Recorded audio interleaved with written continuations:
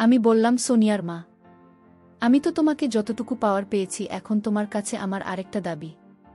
তুমি যদি তোমার মেয়ে সোনিয়াকে আমার সাথে একটিবার সুযোগ দাও, তাহলে আমি যে তোমার কাছে 2 লাখ টাকা পাব, সেই টাকা আর দেওয়া লাগবে না। আমি সব টাকা তোমাকে মাফ করে দিব। তারপর সোনিয়ার মা আছিয়া বেগম বলল, জোহানা ভাই, আপনি এসব কি বলছেন? আপনি আমার সাথে যেমন চাই তা করেন, আপনি আমার কাছে টাকা পাবেন বলেই আমি সুযোগ দিই।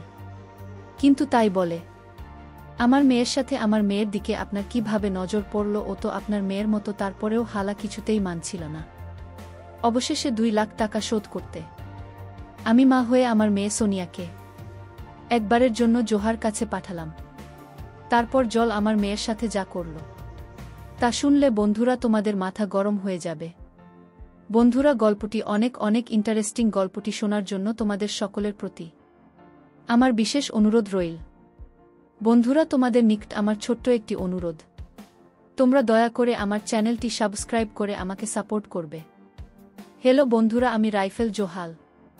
আমি একজন গ্রাম্য ডাক্তার। আজকাল যে দিন পড়েছে, জিনিসপত্রের যে দাম, ডাক্তারি করে সংসার চালানো খুব কঠিন হয়ে পড়েছে। তাই ভাবলাম, বহুদিন ধরে ডাক্তারি করছি, এতদিনে আমি যা কামিয়েছে তার কিছু টাকা আমি সঞ্চয় হিসেবে রেখে দিয়েছিলাম। এখন ভাবলাম, যদি ওই সমস্ত টাকা আমি গ্রামের বিধবা মহিলা অথবা বেকার মানুষদের মধ্যে সুদের লেনদেন, তাহলে তারাও চলতে পারবে, আর এদিকে আমিও মোটামুটি স্বাবলম্বী হতে পারব। এই সব চিন্তা করে আমি গ্রামের বিধবা মহিলাদেরকে টার্গেট করে লেনদেন শুরু করি। আমি গ্রামে বাস করতাম। যেহেতু আমার পেশা দুইটা, একটা হচ্ছে ডাক্তারি আর একটা হলো সুদের টাকা লেনদেন বা ডাক্তারির পাশাপাশি আমি সুদের ব্যবসাও করি। গ্রামে অনেক লোক আর বিধবা মহিলাদের কাছে শুধু টাকা দেই। এভাবে প্রায় 20 লাখ টাকার মতো আমি গ্রামের মানুষের মধ্যে লোন দিলাম। ডাক্তারির পাশাপাশি আমার সুদের ব্যবসাটা খুব ভালোই চলছিল। কিন্তু বছরখানেক যেতেই আমার কপালে জুটল এক পিছলা মহিলা, মানে পিছলা ক্লায়েন্ট। ঋণ নেওয়ার সময় আমার কাছ থেকে কাকুতিমিনতি করে ঋণ নিয়েছিল। বাদ দেওয়ার সময় কত কাহিনী। মহিলাটির স্বামী মারা গেছে অনেক আগেই। শুনেছি তার মেয়ের যখন বয়স 6 বছর, তখনই ওই মহিলার স্বামী মারা যায়। তারপর ওই সন্তানের কথা চিন্তা করে আর বিয়ে শাদী বসে নাই। এখন তার মেয়ের বয়স 15 থেকে 16। এভাবেই মেয়েকে নিয়ে কষ্ট করে চলছিল তার দিন। বিধবা মহিলাটা দেখতে হেব্বি ছিল, অনেক সুন্দরী এবং লাবণ্যময়। তাকে দেখলেই আমার মতো 55 বছর বয়সের লোকের মাথা নষ্ট হয়ে যায়। আর সবচেয়ে বড় কথা হলো, তার মেয়ের চেহারাটা একেবারে মাশাল্লাহ। গরিবের ঘরে এত সুন্দর মেয়ে জন্ম নেওয়া, এ যেন গোবরে পদ্মফুল। যাই হোক বন্ধুরা, আমি এই মহিলাকে প্রথমে লাইন দিয়েছিলাম 50,000 টাকা। মহিলাটির নাম ছিল আছিয়া, তার মেয়ের নাম ছিল সোনিয়া। বেচারি স্বামী মারা যাওয়ার পর থেকে খুব কষ্টে দিন কাটতে শুরু করল। মেয়ে বড় হতে শুরু করল। মেয়ের পড়ালেখা আছে, অনেক টাকা পয়সার প্রয়োজন। মেয়েকে বিয়ে দিতে হবে। তাই সে চিন্তা করল, কিছু হাঁস মুরগি লালন পালন করে সে স্বাবলম্বী হবে, কিছু টাকা আয় করবে। সোনিয়ার মারে রকম ভালো উদ্যোগ দেখে আমি খুব খুশি হয়ে থাকে 50,000 টাকা প্রথমে লোন দিলাম। লোন পেয়ে সে আমার টাকাগুলো খুব ভালোভাবে কাজে লাগাল এবং সে সময় মতো ফেরত দিয়ে দিন। আর এদিকে সে যে হাঁস মুরগি ছাগল কিনেছিল, তা দিয়ে যে পরিমাণ ইনকাম হলো, তাতে তার একটা মূলধন বেড়ে গিয়েছিল। এভাবে তার সংসার খুব ভালোই চলছিল। সে তার হাঁস মুরগি গরু ছাগলের খামার আরও বড় করার জন্য সে চিন্তা করল, আমার কাছ থেকে সে 2 লাখ টাকা নেবে। এই চিন্তা ভাবনা করে সে আমার কাছে আসলো। আমি বললাম, সোনিয়ার মা, তোমাকে টাকা দিতে আমার কোনো আপত্তি নেই, কিন্তু তুমি সময় মতো ফেরত দিতে পারবে তো? সোনিয়ার মা বলল, জোহানা ভাই, আপনি কোনো চিন্তা কইরেন না, আমি আপনার টাকা সময় মতো পরিশোধ করে দিব। আমি বললাম, আচ্ছা ঠিক আছে সোনিয়ার মা, তাহলে তুমি আগামীকালকে এসো। আগামীকালকে আমি তোমাকে 2 লাখ টাকার চেক দিয়ে দেব। তুমি ব্যাংক থেকে টাকা উঠিয়ে নিতে পারবে না। সোনিয়ার মা আমাকে বলল, ভাইজান, আমি এসব ব্যাংক ট্যাঙ্ক বুঝি না, আমি ব্যাংকের ঝামেলায় যেতে চাই না, আপনি আমাকে নগদ টাকা দিয়ে দেন। আমি বললাম, আচ্ছা ঠিক আছে সোনিয়ার মা, তুমি আগামীকাল এসে নগদ টাকা নিয়ে যেও, ঠিক আছে। তারপর সোনিয়ার মা চলে গেল। পরের দিন সকালে আমার কাছ থেকে 2 লাখ টাকা নেওয়ার জন্য সোনিয়ার মাসল। আমি বললাম, সোনিয়ার মা, টাকাটা কিন্তু অনেক বেশি, আর আমি 1 লাখ টাকার উপরে ঋণ দিলে সাধারণত কাগজপত্র করে দেয়। জানোই তো সোনিয়ার মা, মানুষের হায়াতমতের কথা বলা যায় না, তাই কাগজ করে টাকাটা দেওয়াই উত্তম। তুমি কি আমার সাথে কাজ করে টাকা নিতে ইচ্ছুক? সোনিয়ার মা আমাকে বলল, ঠিক আছে ভাইজান, আমার কাগজ করে টাকা নিতে কেন সমস্যা নেই। সোনিয়ার মা আমাকে বলল, তবে এই কাগজে কি লেখা রয়েছে ভাইজান? আমি বললাম, এই কাজে অন্য কোনো কিছুই লেখা নেই, শুধু লেন নেওয়ার শর্তগুলিই লেখা রয়েছে, সময়মতো পূরণ করতে পারলেই হবে। আমি বললাম, ঠিক আছে জোহানা ভাই, কোথায় সই করতে হবে আমাকে বলুন। তারপর সোনিয়ার মা দলিলে সই করে আমার কাছ থেকে 2 লাখ টাকা নিয়ে গেল। আমার কাছ থেকে 2 লাখ টাকা নিয়ে সে 2টি গরু কিনল, কিছু ছাগল এবং হাঁস মুরগি কিনে তার খামার শুরু করল। এইভাবে তার কামার ভালোই চলছিল। কিন্তু কিছুদিন যেতে না যেতেই ঘটল এক ভোটদানের দুর্ঘটনা। হঠাৎ একদিন সোনিয়ার মার গোয়ালঘর থেকে 2টি গরু চুরি হয়ে গেল। সোনিয়া আমার মাথায় তো আসমান ভেঙে পড়ল। এখন সে কি করবে? এসব যে তার ঋণের টাকায় কিনা, আমার কাছ থেকে লোন নিয়ে কেনা। সোনিয়ার মা খুব হতাশ হয়ে গেলেন। আর এদিকে আমিও আমার টাকা পাওয়ার জন্য বারবার তাগাদা দিতে শুরু করলাম। সোনিয়ার মা আমাকে বলল, জোহানা ভাই, কয়েকটা দিন অপেক্ষা করেন, আপনার টাকা নিশ্চয়ই দিব, কিন্তু এজন্য আমাকে কিছু সময় দেন। দেখতেই তো পাচ্ছেন আমার কত বড় ক্ষতি হয়ে গেল। সর্বনাশা চোর আমার সবকিছু নিয়ে গেল।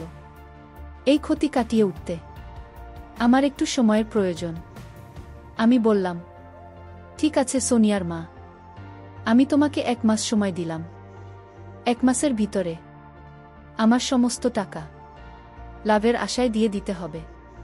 কথাটা মনে থাকে যেন। সোনিয়ার মা বলল, ঠিক আছে জোহানা ভাই, আপনি কোনো চিন্তা করবেন না, আমি 1 মাসের ভিতরে আপনার টাকা ফেরত দেব। তারপর আমি ওই মহিলার কাছ থেকে চলে আসলাম। 1 মাস পর আবার সোনিয়ার মার কাছে আমার পাওনা টাকার জন্য গেলাম। গিয়ে দেখি সোনিয়ার মা পিঠা বানাচ্ছে, পুলি পিঠা।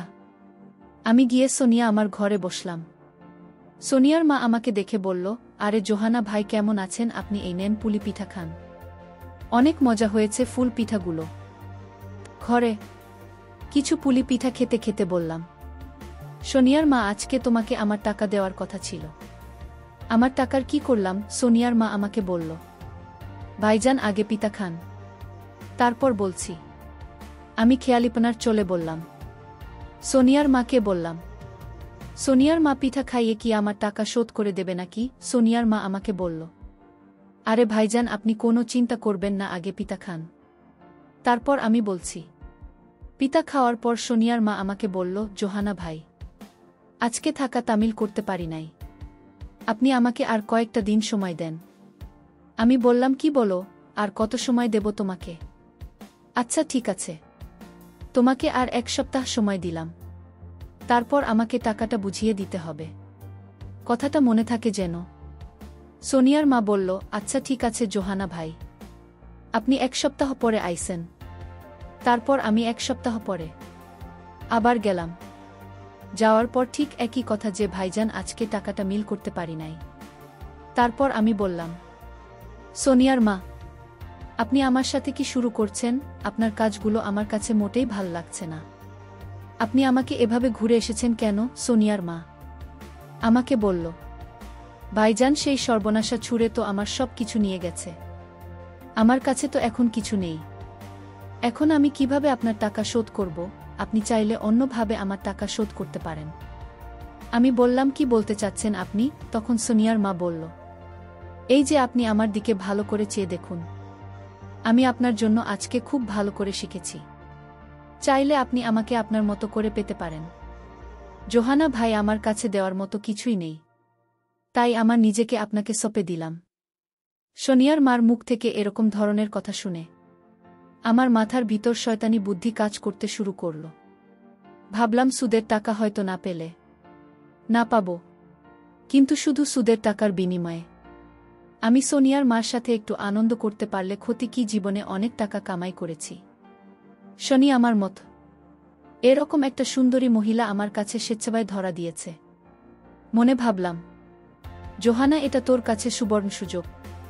এই সুযোগ কাজে লাগা। আমি সোনিয়ার মার্চ থেকে এরকম প্রস্তাব পেয়ে মনে মনে খুব খুশি হলাম। তারপর আমি বললাম, সোনিয়ার মা, আমি তোমার প্রস্তাবে রাজি। তারপর সোনিয়ার মা আমাকে বলল, যদি তুমি আমার প্রস্তাবে রাজি থাকো তাহলে আজকে রাতে আমাদের এখানে চলে আসবে।